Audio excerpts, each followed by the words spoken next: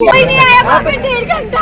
वो जिंदा था तब तक कोई नहीं आया वहाँ पे। अगर कोई आर्मी होती तो फिर वो बच सकता था। कोई नहीं आया वहाँ पे, कोई नहीं आया। ये एक बहन की चीख, आंसू, गुस्सा और सवाल है। ये बहन है नेवी लेफ्टिनेंट विनय नरवाल की, जिन्होंने अपनी जान आतंकी हमले में गंवाई है।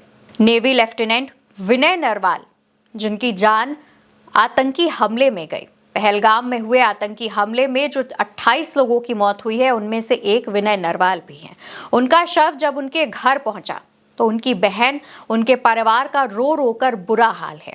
उनकी बहन सृष्टि ने हरियाणा के मुख्यमंत्री सीएम सैनी से इस बात की गुहार की है कि जिन आतंकियों ने उनके भाई की जान ली है, उन आतंकियों को बख्शना नहीं चाहिए। उनका सर धड़ से अलग कर देना चाहिए। मुझे अपने भाई के हत्यारों का सर चाहिए। इस तरीके की वो सीएम से मांग करती हैं और रोती हैं। कोई नहीं आया वहाँ पे 1.5 घंटा।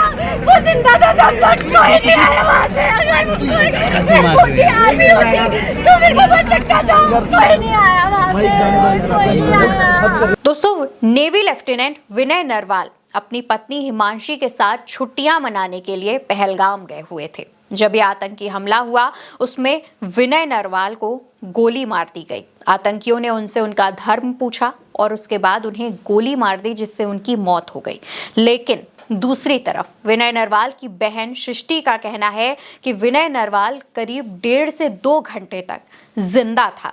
अगर वहां पर आर्मी के जवान होते और विनय को वो मदद मिल जाती जो उनकी जान बचा सकती थी, उन्हें अगर उनका वक्त पर इलाज कर दिया जाता तो उनकी जान बचाई जा सकती थी। इस बात का खुलासा नेवी लेफ्टिनेंट विनय नरवाल की बहन सृष्टि कर रही है और ये बात वो किसी और से नहीं कह रही, बल्कि खुद हरियाणा के मुख्यमंत्री नायब सिंह सैनी से कह रही हैं। उनका कहना है कि मेरा भाई 1.5 घंटे तक जिंदा था।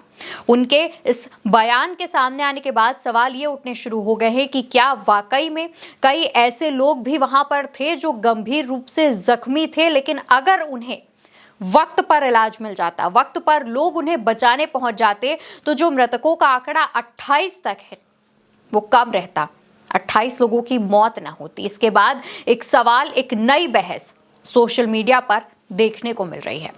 दोस्तों, नेवी के लेफ्टिनेंट विनय नरवाल हरियाणा के करनाल के रहने वाले हैं। उनकी पोस्टिंग कोच्चि में थी और 16 अप्रैल को उनकी शादी हुई थी। सोचिए, 16 अप्रैल को उनकी शादी हुई और 22 अप्रैल को आतंकी हमले में उनकी जान चली गई। विनय नरवाल की पत्नी हिमांशी के हाथों की मेहंदी अभी उतरी भी नहीं थी, उससे पहले ही विनय नरवाल ने आतंकी हमले में जान गंवा दी। 7 दिन पहले तक जिस घर में हंसी खुशी का माहौल था, जश्न मनाया जा रहा था, नई जिंदगी के सपने संजोए जा रहे थे, वहां अब मातम पसरा हुआ है। हर तरफ विनय नरवाल को खोने के आंसू दिख रहे हैं। उनकी पत्नी हिमांशी का रो रो कर बुरा हाल है। विनय की माँ, विनय की बहन, सबका रो रो कर बहुत बुरा हाल है। वो सिर्फ एक गुहार सरकार से लगा रहे हैं।